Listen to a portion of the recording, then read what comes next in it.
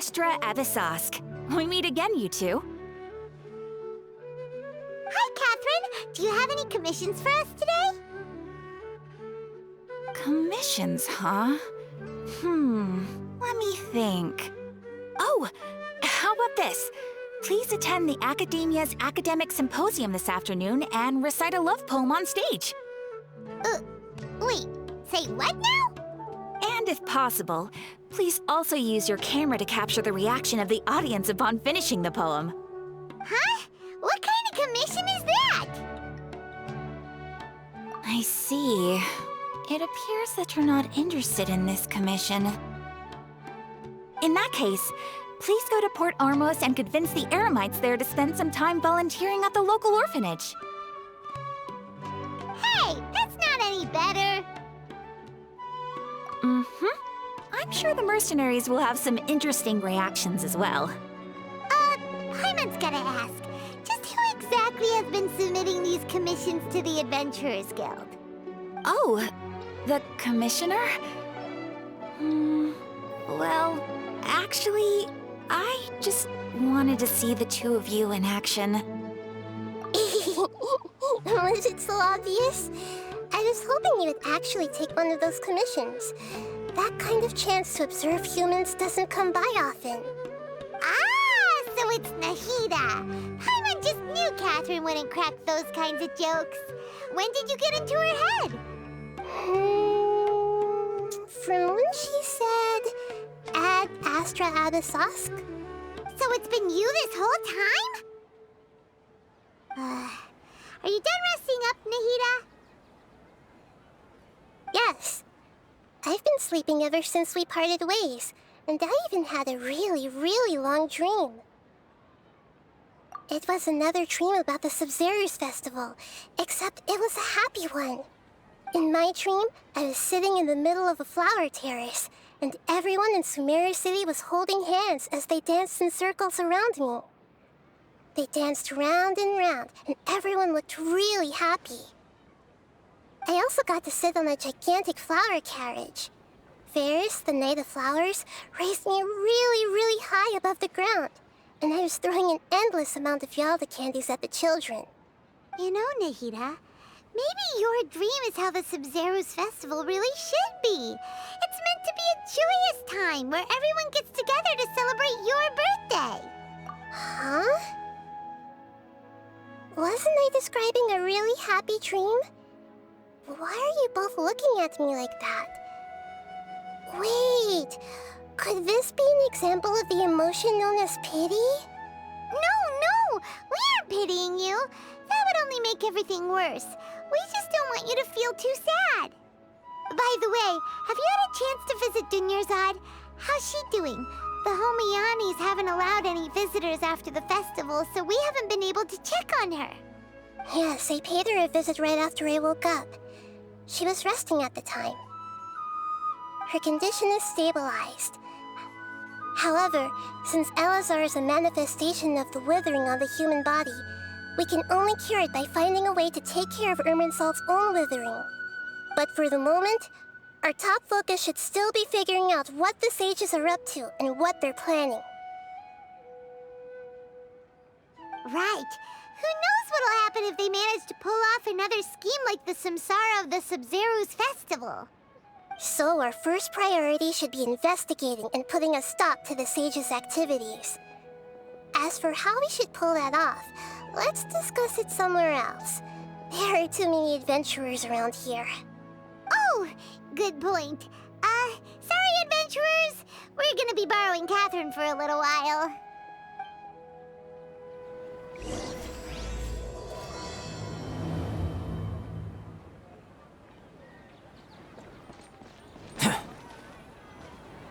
Let's continue our chat here. Okay, so do you have any ideas on how we can investigate the sages, Nahida? Actually, I've already done a little bit of work on that. But for now, I want to hear your thoughts.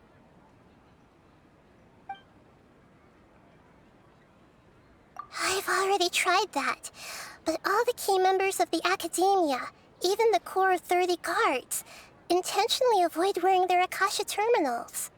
It seems that from the very beginning, they've been guarding against info leaks from the Akasha. Of course, it could also be because they're wary of me. Have you already caught the sage's attention? I'm guessing not yet, but distrusting me would make perfect sense if they've ever paid attention to the urban legends about me. In any case, I probably can't take over their minds directly. No way, that's too risky. You mean it'd be too easy to get caught? No, it's not that. We shouldn't involve innocent students in this. A single mistake could completely ruin their lives. Doing that would be ignoring the safety of my people for my own selfish goals. How is that any different from what the sages are doing? That's a good point. Spoken like the god of Sumeru.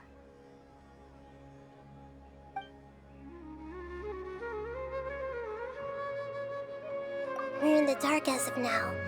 Since we still don't know anything about their goals, any rash move could tip them off and lead to terrible consequences. After all, every person in Sumeru City is one of their hostages.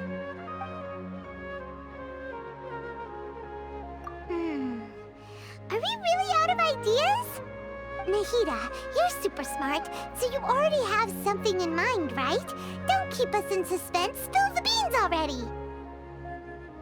According to a popular theory from the Vahumana Darshan of the Academia, rejecting impractical motions at the beginning of a planning session will give more weight to the actual proposal. Okay, but aren't you the god of wisdom? You don't have to use that kind of gimmick to make us take your ideas seriously. Well, I've been thinking that if I can't directly possess the leaders, and if I can't get ordinary people involved, then I should find someone who's already involved, but hasn't decided to side with the sages. You're saying we should recruit a spy? That does sound like it could work. Oh, before coming back, we met someone named Alhaitham. He seems like he acts alone, and he likes doing stuff behind the Academia's back. They probably aren't in cahoots. Actually, I already have someone in mind. Do you still remember that female scholar named Sataria? Sataria. Paimon remembers now. Isn't she the one who's always trailing behind the Grand Sage of the Academia? We ran into her basically every time the Sub-Zero's festival repeated itself. You could even say we're old enemies by now. Paimon still remembers the smug and mean way she always spoke to Nilou. I've always liked observing all kinds of people, and Sataria has always stood out from the crowd.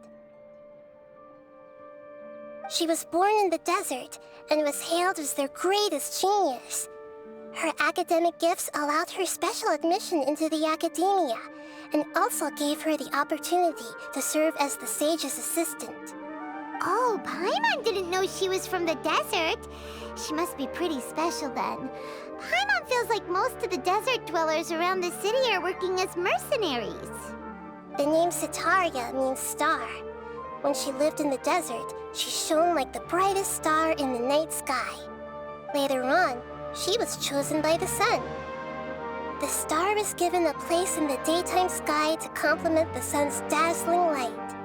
Soon after, the star witnessed the sun scorching the earth, which brought forth many disasters. The star began to waver. Instead of staying beside such a sun, wouldn't it be better to return and light up part of the night sky? But in the end, she couldn't give up the radiance of daytime. To cope with her shame, the star buried her guilt and closed her eyes. From the sound of it, Sataria's just hung up on the research opportunities here. But she doesn't really support the Academia. She still feels guilty about not doing more for the desert, right? She's just running away from her problems. Indeed. When they are presented with complex moral issues, many people will simply plug their ears and go with the flow until the problem can't be fixed anymore. She's suppressing a lot of guilt, but before she realized it, She had already become the sage's accomplice. She can't deny her part in their schemes anymore. Right. We must somehow make her face her problems again. That way, not only can we get useful intel from her, but she can also use it as an opportunity to redeem herself. From my past observations, Setaria will take a day off from the academia every 10 days to do some shopping in the city. Tomorrow afternoon just happens to be a shopping day for her. That'll be our chance. To prepare, let's go check out some of her favorite spots and have a quick chat with a few of the vendors there.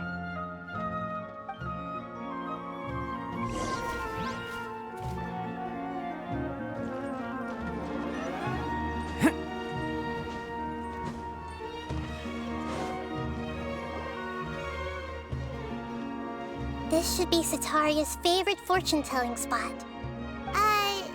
So should we ask the fortune teller about Setaria?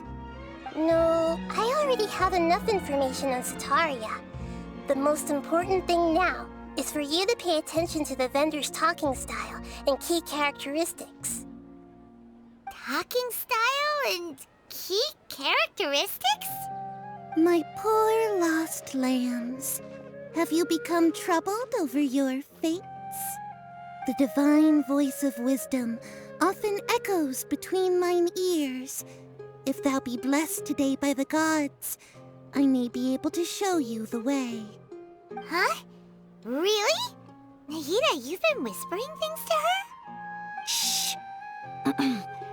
My friend here has some doubts regarding his future. Can we get a fortune reading for him? Of course, of course. In that case...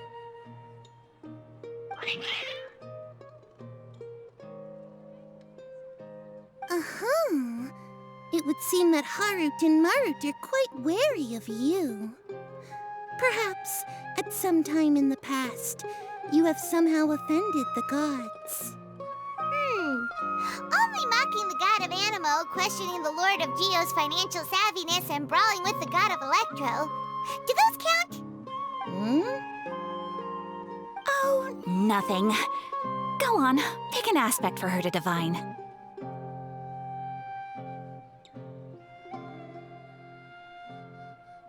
Health prospects. No problem at all.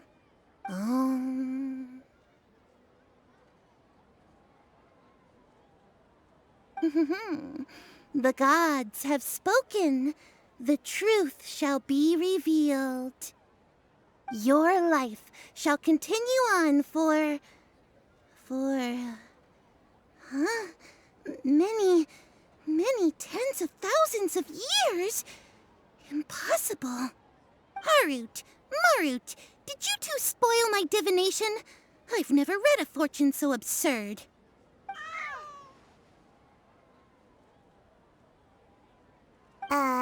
Actually, Paimon thinks this is probably the most accurate fortune-telling you've ever done. I admit that the orientation of today's celestial matrix is, suboptimal. As such, there will be no charge. Is that so? Well, that can't be helped. If you were to bring some food offerings for Harut and Marut on your next visit, perhaps they could help you reverse the wheels of fate.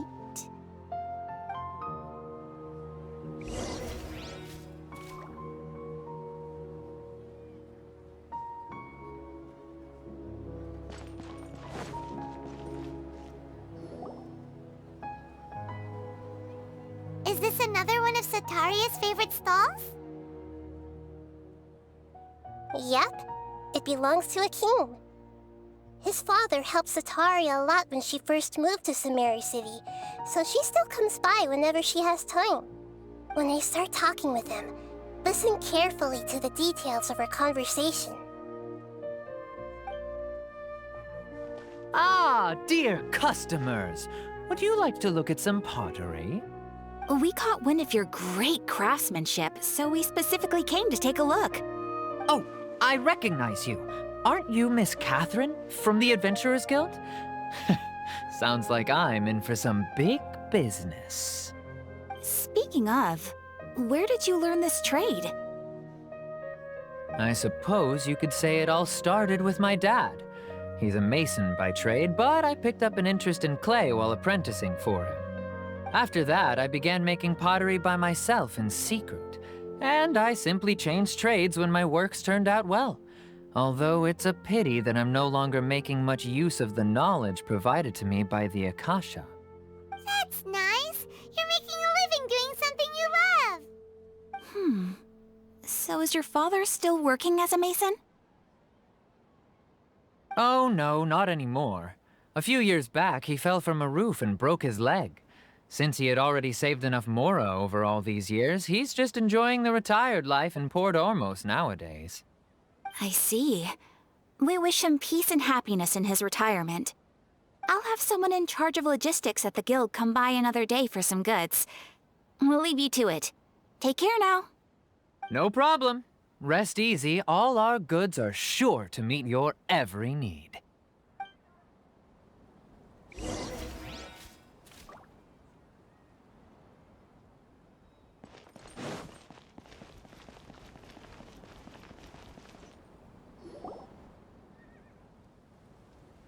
This should be our final stop. Sitaria's always thinking of this restaurant when she's working at the academia, so she always comes by whenever she's out in the city. Nahida, you've really thought of everything. It's my duty to protect Sumeru's citizens, after all. Hi there. I feel like I've seen you down by the docks before. Huh? Sorry, I don't quite remember. If I recall, you were having a discussion with someone about shipbuilding at the time. Ah, that's right! I've always been really interested in feats of marine engineering. After all, I grew up in Liyue Harbor and spent my entire childhood staring at the ships going in and out of the port. I came to Sumeru to study, but failed to make it into the academia due to my lack of talent. But I'm still discussing all kinds of problems with different scholars, and I'm continuing to study and perform research from the restaurant's basement. I'm sure I'll get into the academia after their next round of exams.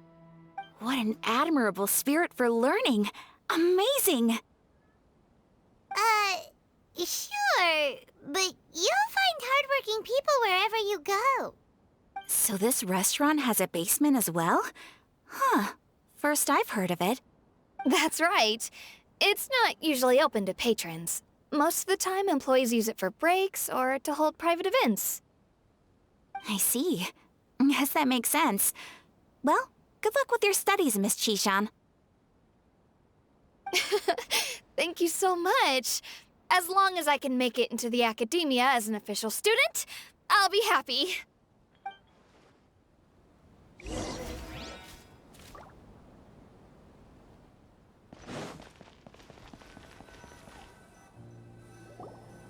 So, was that everybody? Mm-hmm. 3 familiar faces should be enough for Sitaria. What's the point of all the information we've collected? Nahida, you still haven't told us how you're planning to make Sitaria face her problems. Sitaria is already used to avoiding her problems, so we must find a way to break through her usual sensibilities. I remember that you mentioned that the Eremites in Port Ormos are all making a fuss about the upcoming resurrection of the Scarlet King. Although it's all just a boatload of nonsense, the fate of her homeland may turn out to be Sitaria's soft spot. Oh, Paimon gets it now! You want to take advantage of the guilt Sitaria feels about her homeland. Although she knows she should return home to help the people of the desert, all she's done is conspire with the sages. So how do we set that up? Well, the Scarlet King is long gone, and Sitaria is also too smart to fall for any simple tricks. If we simply engaged her under the guise of the Scarlet King's believers, she would definitely be wary of us, and we may not get anywhere. But if we were to borrow some of her close acquaintances to talk with her, her reaction would probably be very different. So, you mean you're going to possess those people we just talked to? Yep. Possess them through the Akasha. Imply that they've already converted to the faith of the Scarlet King. And then convey our made-up will of the Scarlet King. As long as everything goes smoothly, we'll get through to Sataria for sure. She'll never guess that we had anything to do with it. Ah, so that's how you're going to use all the info we collected on these people. It's so that you won't slip up and break form. Possessing them will only work if you can manage to pass off as them. Exactly. So, best of luck with impersonating them. Huh? Best of luck? But we don't know how to possess anyone. That's no problem at all. I'll just share all their senses with you once I've possessed them. As long as you're also wearing an Akasha terminal, the effect will basically be as if you've possessed them yourself. Huh. That is pretty convenient. But why does he have to do this? Can't you do it yourself? Although I've been observing humans for a while, I've never been good at imitating them. You're not wrong. It's always been painfully obvious whenever you try to pass as Catherine. If it was at all possible, I would have preferred to leave these people alone. But seeing how things are now, I probably should just accept it and push on. Yeah, don't beat yourself up over it. We're only doing this to help everyone, and we'll only be borrowing them for a little while anyway. All right, then let's give it a go tomorrow afternoon.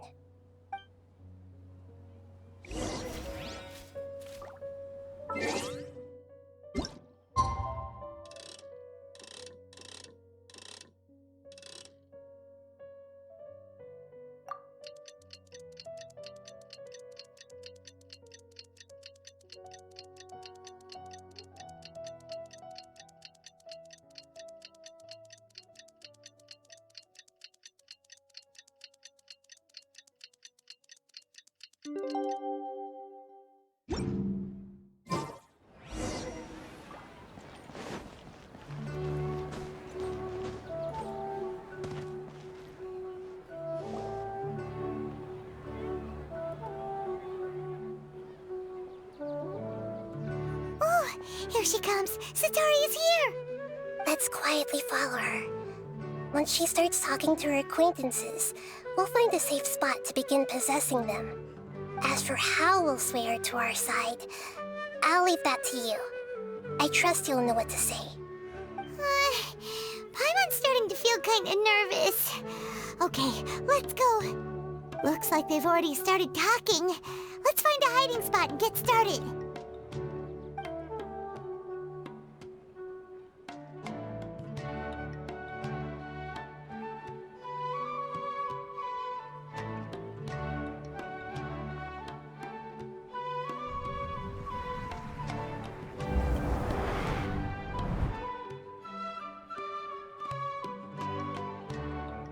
That's right.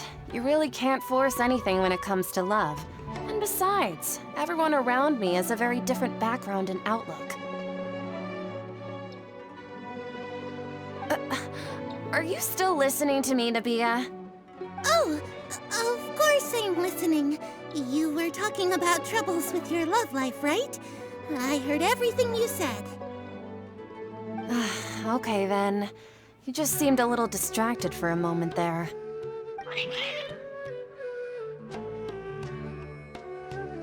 Strange. Your cats seem pretty worked up. Is something wrong? I always thought they were quiet, happy kitties. Oh, what are their names again? Are you sure? Those aren't ringing a bell for some reason. Well, actually they have many names. Which names I use depends on my mood. Huh, I see. I imagine that must be hard for the kitties, too. So, which fortune do you want me to read for you today?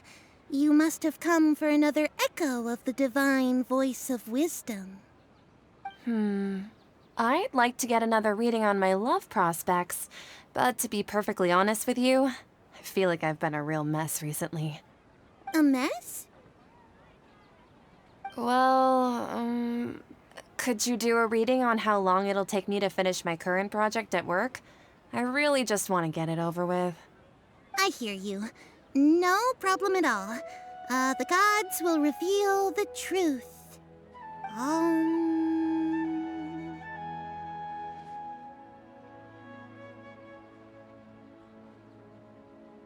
The gods are asking, Sitaria, why haven't you gone home? Why haven't I gone home? Do the gods really know everything I've been thinking about? Sitaria, why don't you just go home? It's a demand now instead of a question. The gods seem to be truly upset. I'm sorry. I know I failed the gods. Please pass on my most sincere apologies and ask for their divine forgiveness. And if I may ask, Nabia, is there a specific god who's speaking to you right now?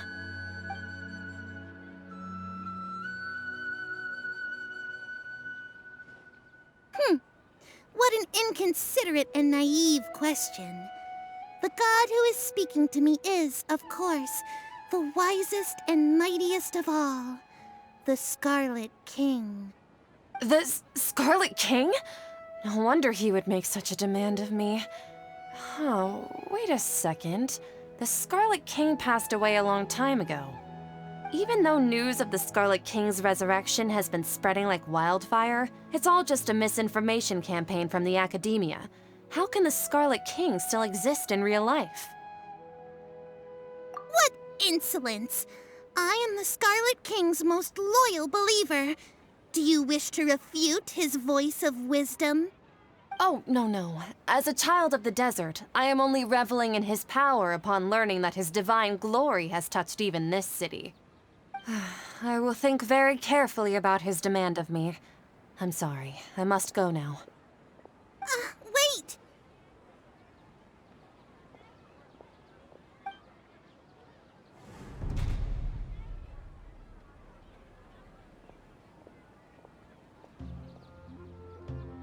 Whoa, she just ran off in a hurry.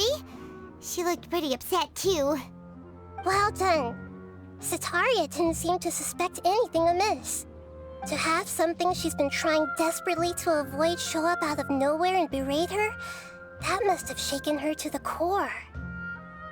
Aw, Nahida, it seems like you understand human emotions really well after all. All I know are some abstract Harvata theories. And in any case, my time with you has shown a lot of them to be utterly useless. I'm still trying to make sense of everything. Anyway, enough of that. Let's hurry and catch up to Sitaria.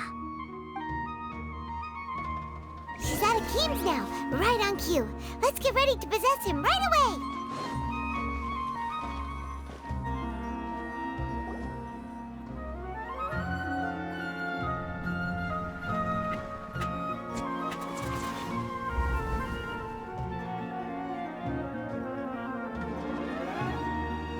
It's okay. I just got caught up in something. Oh, actually, didn't you ask me to help you look for work? What kind of work were you looking for again?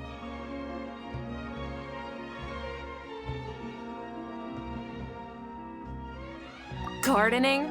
But don't you hate everything to do with plants?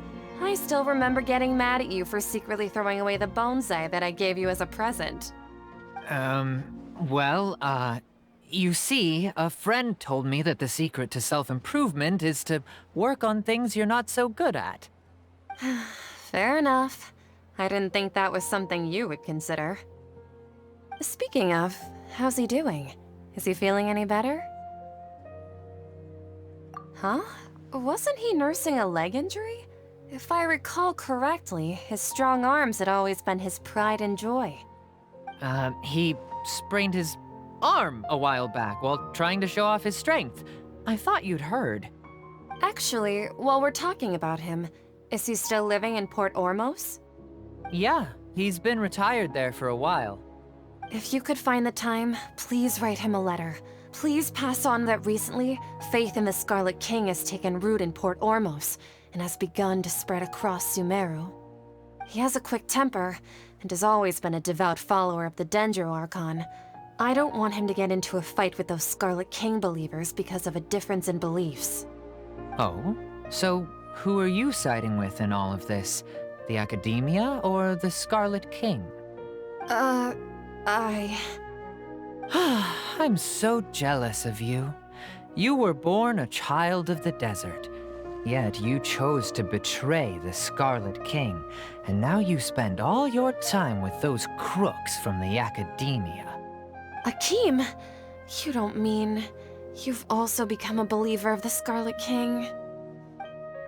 What's so strange about becoming a believer of the wise Scarlet King? In fact, aren't you the strange one? The one who still can't pick a side? Can't pick a side? Me? Whoa! Paimon had no idea you'd be so good at this! You really zeroed in on the issue and put it right in front of her. It might feel a bit overwhelming for Setaria. But once everything is over, I'll be sure to pay her a visit to her mind and explain everything. Anyway, let's keep going.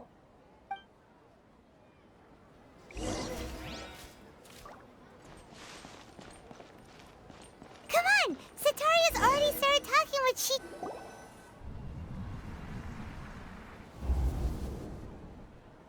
So, Shishan, have you noticed anything weird in the city lately?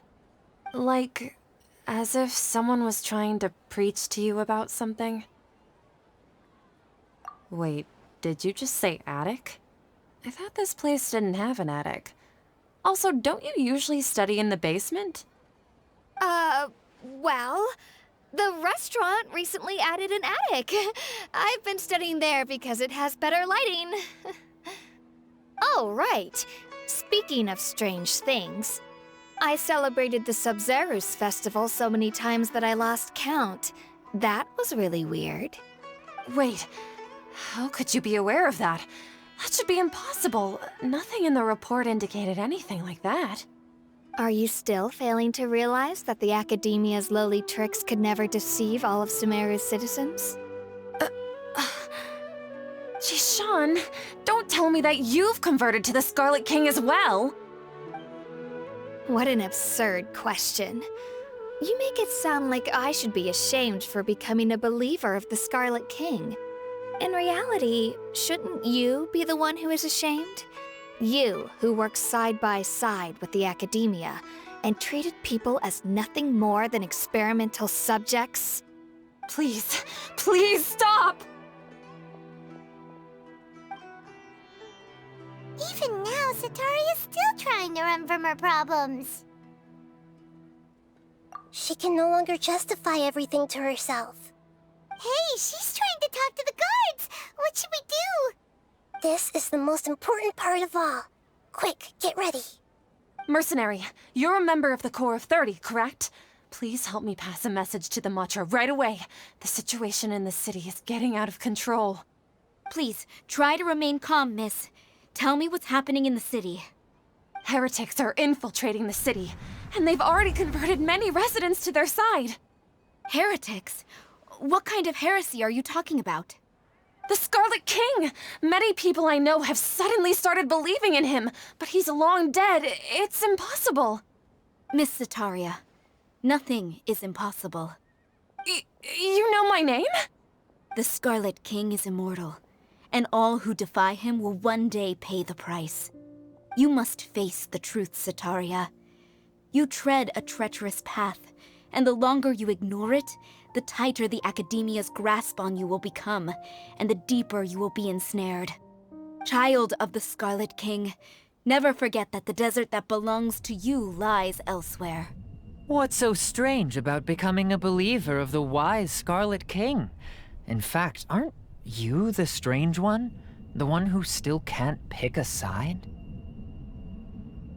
What an absurd question. You make it sound like I should be ashamed for becoming a believer of the Scarlet King.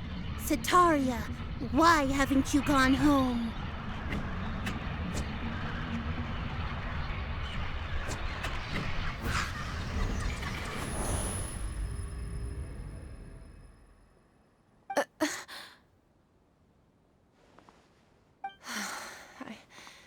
It seems that no matter where I run, I only keep finding more believers of the Scarlet King.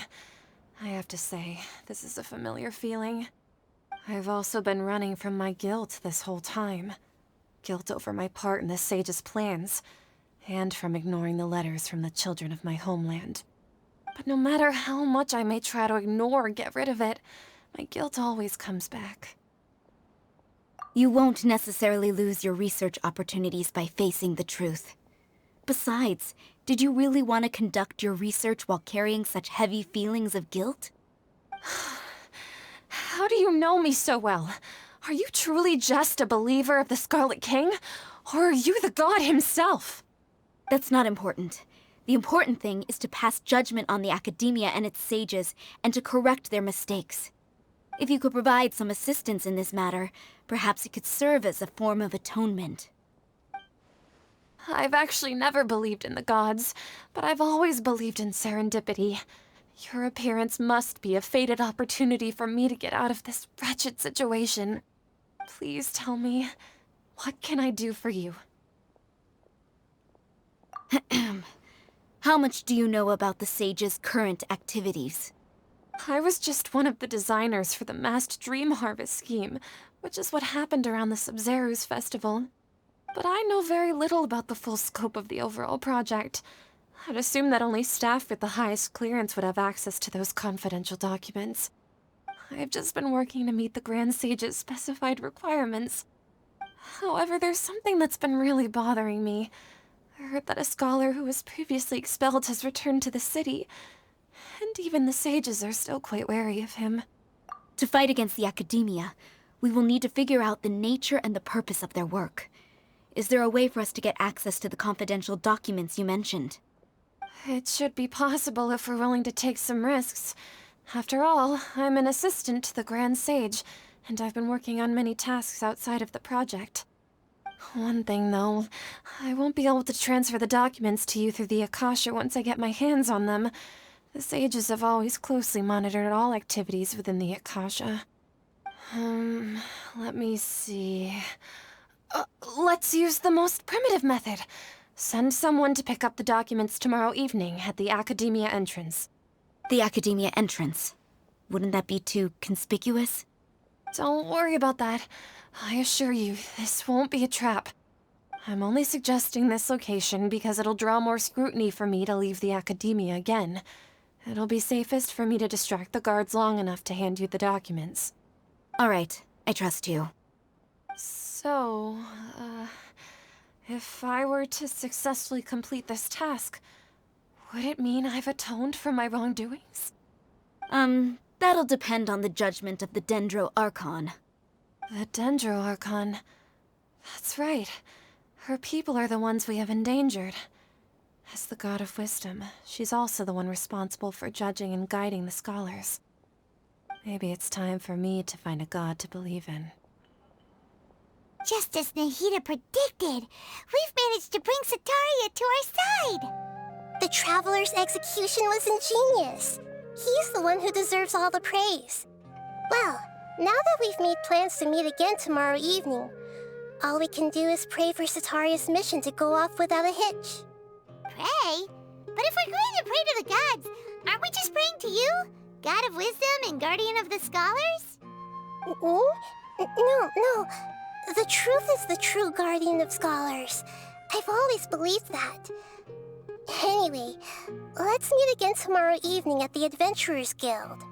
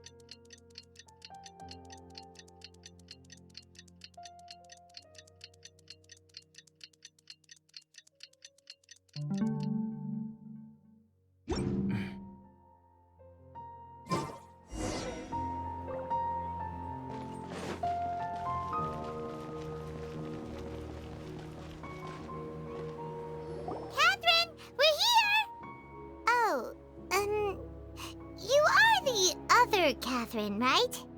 That's right. I suppose I'm the other Catherine in your mind. Shh! We're on a secret mission tonight, so we need to protect Catherine's identity. Yep, Paimon's right. We cannot fully rule out the chance that the meetup tonight is just a trap. If something were to happen, my existence may be the only trump card we'll be able to play.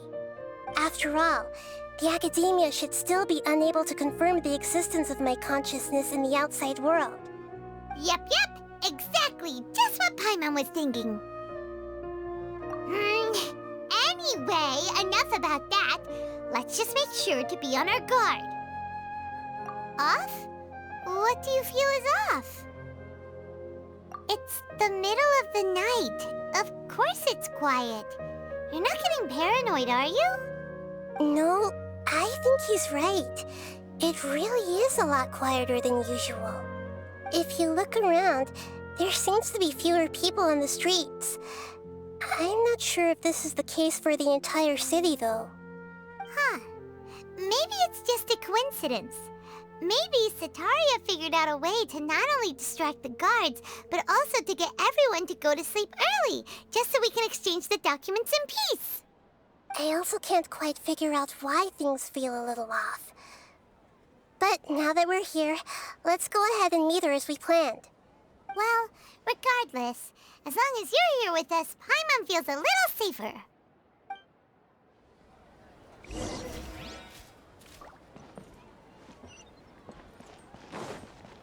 Huh. There really aren't many people out right now. Let's hope it'll be this quiet in front of the Academia, and that Sataria managed to distract all the guards.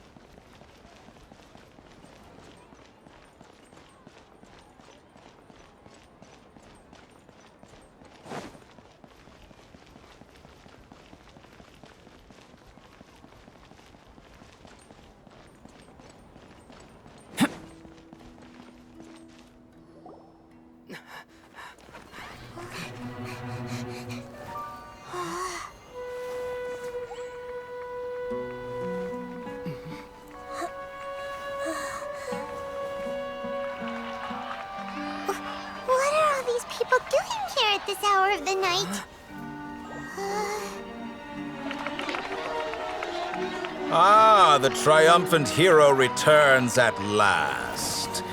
And to a rather spectacular welcome, even if I do say so myself. You're the outcast, expelled from the Academia. Indeed I am. Although these days they tend to call me the Doctor.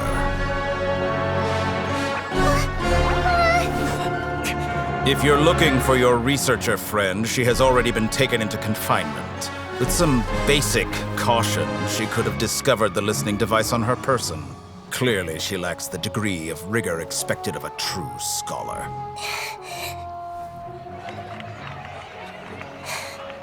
The people of Sumeru City! What have you done to them? I simply made some minor adjustments to their Akasha terminals. Now they can deposit information directly into the subconscious. As you can see, all these lovely people now believe this traveler is a hero who has just saved the world.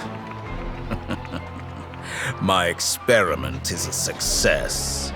And now it seems they can no longer hold back their sheer adoration. Oh no! What should we do? These are all just regular people! Leave now. You need to get out of here. What? That guy's a Fatui Harbinger! We can't just leave you here! Nor can I abandon the people of Sumeru!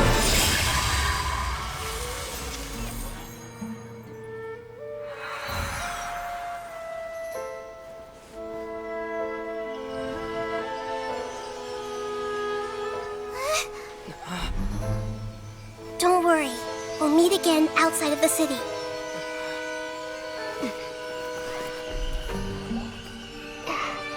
I see. You appear to have overridden their mental faculties with your own consciousness. To possess such a powerful mind, you must be the god of wisdom.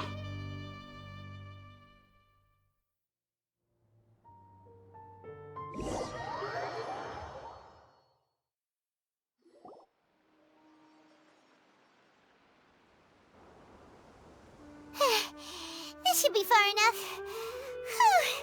Paimon needs to catch her breath first. Is Nahida going to be okay? We only made it out because of her.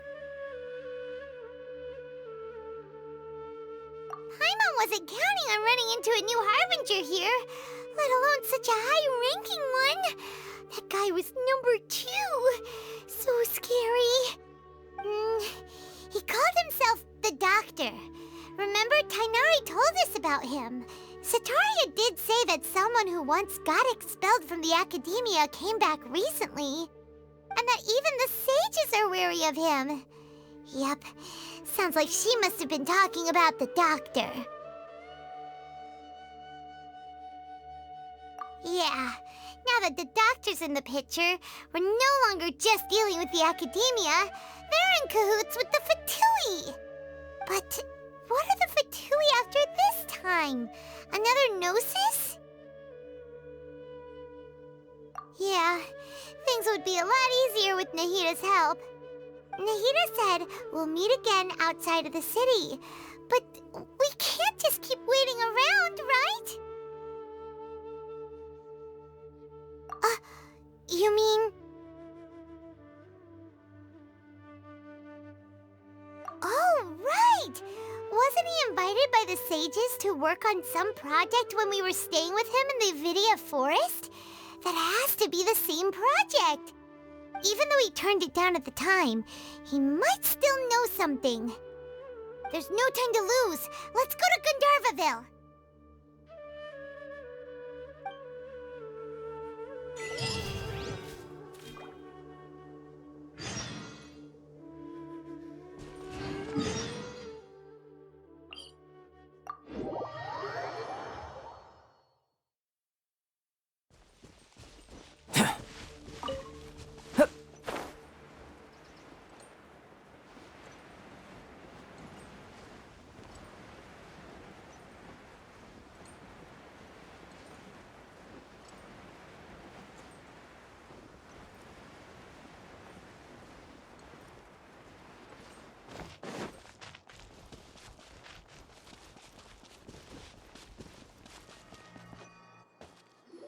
Hold it right there.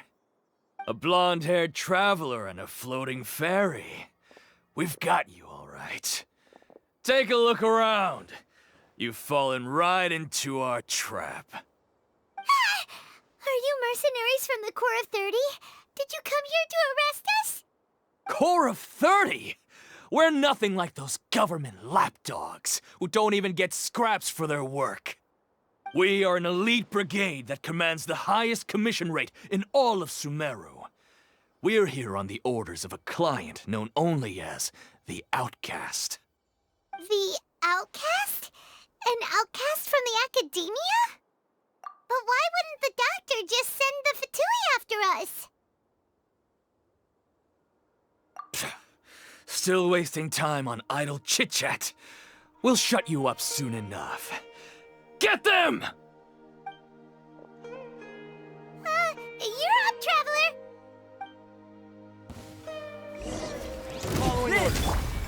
Stabilize! Access denied. Take that! Take that!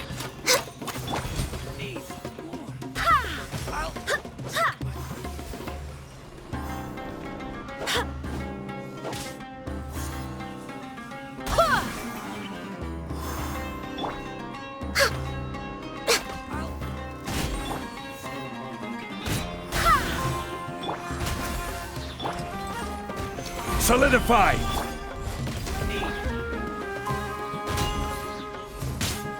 Need more.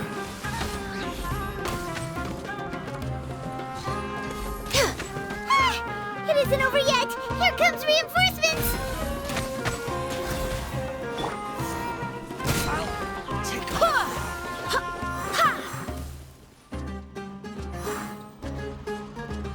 Go as one! That was pretty rough. Is that what elite mercenaries are like? Yeah, looks like we'll have to keep our guards up. But this doctor guy seems like a pretty tough opponent. He knew exactly where to set up an ambush. Did he predict that we would try to find Tainari? Going up against smart people is tough. Anyway, let's keep going.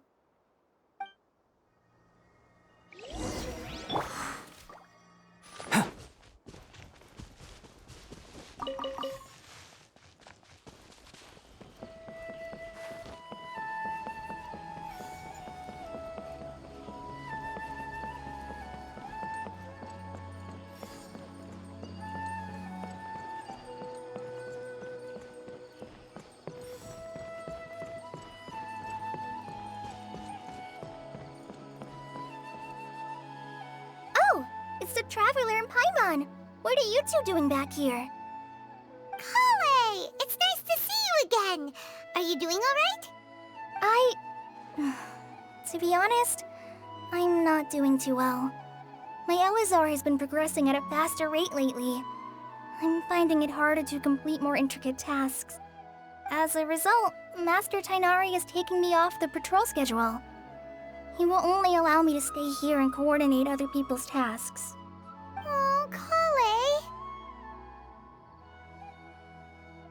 Speaking of Tainari, did he go off on patrol?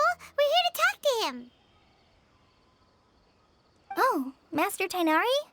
He just left the Avidia Forest a little while ago. He was headed to Party's DI. Huh? He left? What? Isn't Tainari always saying that he never wants to leave the Avidia Forest? He even turned down the Sage's invitation. I thought it was weird too. Master Tainari always prioritizes his work as a forest watcher above everything. He almost never leaves his post. No, I only found out that he left through a message he left behind. He also made sure to delegate all his tasks using a schedule. To leave in such a hurry? I'd guess he had something urgent to take care of. Master Tainari originally studied in the Amorta Darshan of the Academia, and Partis Di is something like the Amorta's research base. Many rare shrubs and grasses have been planted there for research. I know that before he became a forest watcher, Master Tainari once spent a long time conducting research at Partis Di. A research base, huh? Gotta wonder what kind of research Tainari just decided to work on all of a sudden. Oh, we don't have a lot of time, so let's go look for him at Party's DI.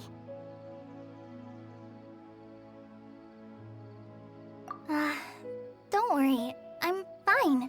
I'm used to living with Elazar by now. If you run into Master Tainari, please send him my regards.